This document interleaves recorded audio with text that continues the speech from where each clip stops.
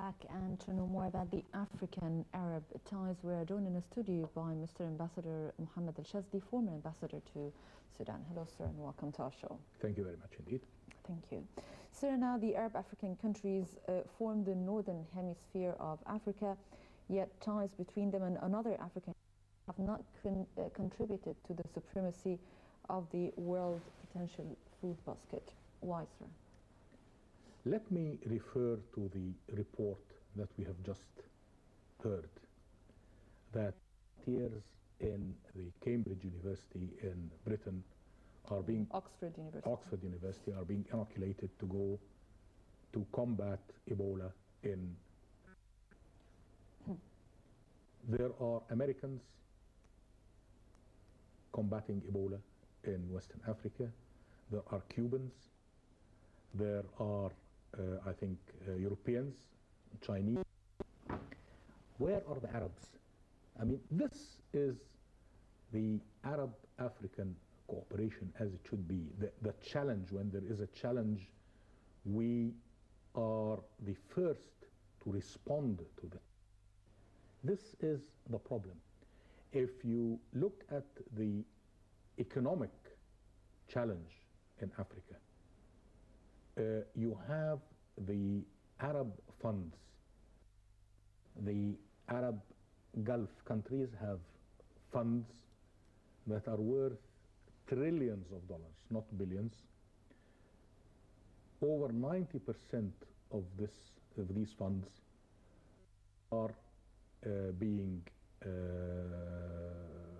used in North America and Europe.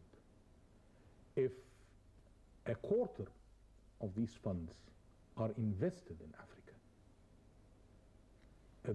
the benefit to Africa and to the Arabs will be tremendous.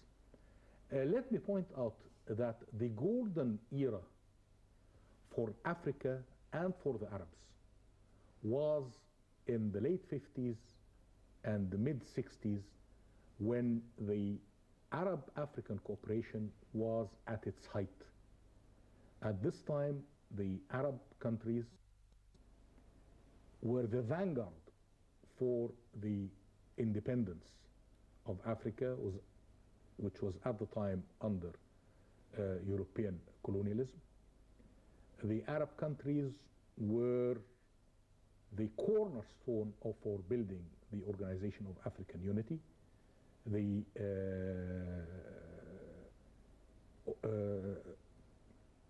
states that built the Organization of African Unity were Egypt, Algeria, and Sudan, and these were the cornerstones for the Arab Africans. Mm-hmm.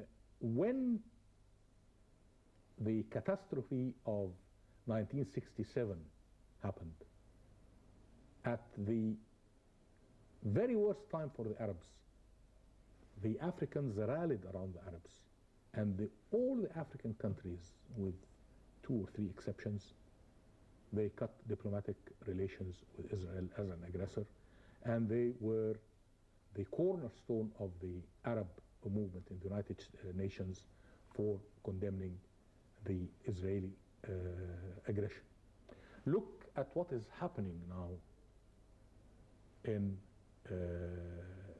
Africa. We are combating terrorism in Libya, in Mali, and those in the vanguard are the United States and France and the Europeans, and the Arabs are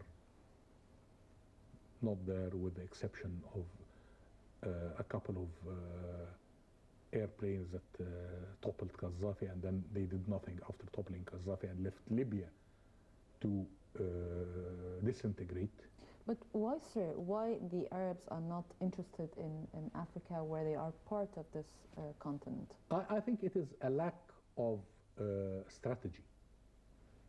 At a certain time, the Arabs, especially, the outlook of Nasser and also to a large extent to Morocco and to Algeria. They saw that our main battle is against the large imperialist countries that are targeting us for our wealth. And Nasser realized that Egypt alone cannot confront the great powers. So he said the best way is to make a bloc of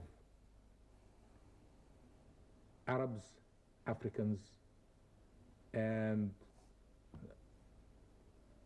some of the Asian countries, mainly India under Nehru, and China with Chu Enlai, and Latin America with Cuba, and even Europe with Tito. And that was a time when most of the colonies of the great powers gained independence, because if you sat down to speak with Egypt, you're not speaking with Egypt alone.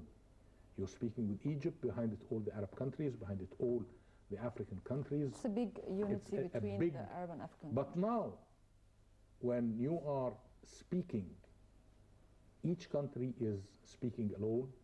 They returned once more to depend on the great powers. The challenges, if you look at the challenges in Africa, we had the challenge of AIDS. All the research work that has been done on AIDS until now is done in the Europe and in the United States. You don't have, why don't we have a fund of Africans and Arabs promote our own research to confront this? You have the transportation between the Arab countries and the African countries. You don't have highways, you don't have sea lanes connecting the Arabs and Africans. Let me give you an example of what is happening in Somalia. Somalia is an Arab country. It is a member of the League. It is an African country. And yet we have left the fight against the pirates and the piracy that is going on in the Arab Sea, underline Arab Sea, and the Gulf of Aden, which are Arab and African national waters, convoyed and patrolled by Western countries. One Arab or African country is participating, although this is the entrance to the Red Sea, the entrance to the canal, and it affects very highly Arab national security and African national security, and in spite of that, they are not participating at all in guarding the approaches to our national waters. We have to carry our responsibilities. If we take for granted that the West is going to defend us, we lose control and we lose our sovereignty, and indeed we lose our dignity. Okay, how's the present importance of oil impacting the future of relations among the Arabs, the Africans, and of course the West? Let me tell you my observation now. The price of oil in the past few weeks has plummeted from over $100 to below $50. $50 a barrel. And this is, raises a big question mark.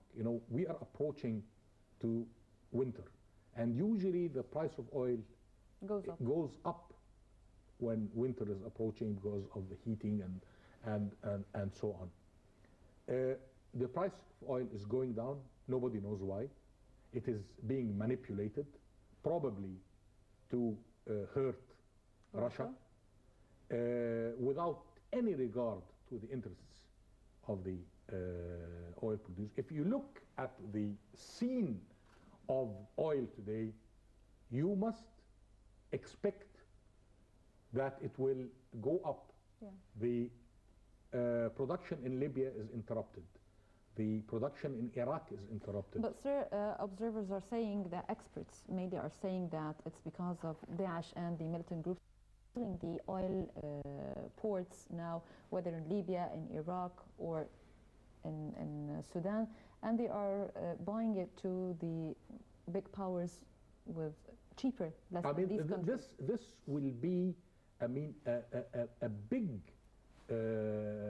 proof of the double standards. I mean, if you are fighting Daesh, will you buy oil from Daesh? I mean, do you expect me to accept the idea that Daesh is selling its oil to the Americans and to the Europeans? Every country, when it interferes in another country, it's according to its own interest, not because the interest of the other country. That is why I tell you that we have to be the ones to protect our interests. The price of oil is going down because it suits the interests of the United States and Europe to hurt Russia over the Ukraine without any regard to the interests of their partners, the Arabs, without any regard, as you're saying, to the interests even of the whole world in combating terrorism. If the hypothesis that they are buying oil from Daesh, I mean, this would be catastrophic. This will mean that the war against terrorism is a charade. It's a farce. Yeah. What are the main obstacles hindering the Arab-African relations from being strong or being progress? I think, you know, it is a question of good governance. You cannot expect a regime, for instance, like the ousted regime of Mobutu, whose main interest was to amass his own fortune at the expense of his people, to have a strategy for the well-being of the Africans and the Arabs. You cannot expect a regime like the regime of Siad Barre in Somalia, who devastated Somalia, to have an interest in coordinating the relations between the Arabs and the Africans. And if you are talking about strengthening Arab-African relations, you have to concentrate on the infrastructure. I mean, the relations are a goodwill mission between a head of state or a minister of foreign affairs. It is fundamentals, like... As you said, sir, Africa needs more attention from the Arab world, where they are part of this black continent, in order for the interest and the good interest of the Arab and the Africans as well. Mr. Mohammad El-shazly, former ambassador to... Thank you for joining us, and welcome once again to Africa. The pleasure was all Thank you. Well, this brings us to the end of our show. I'm Dina Mamdouh. Please stay tuned.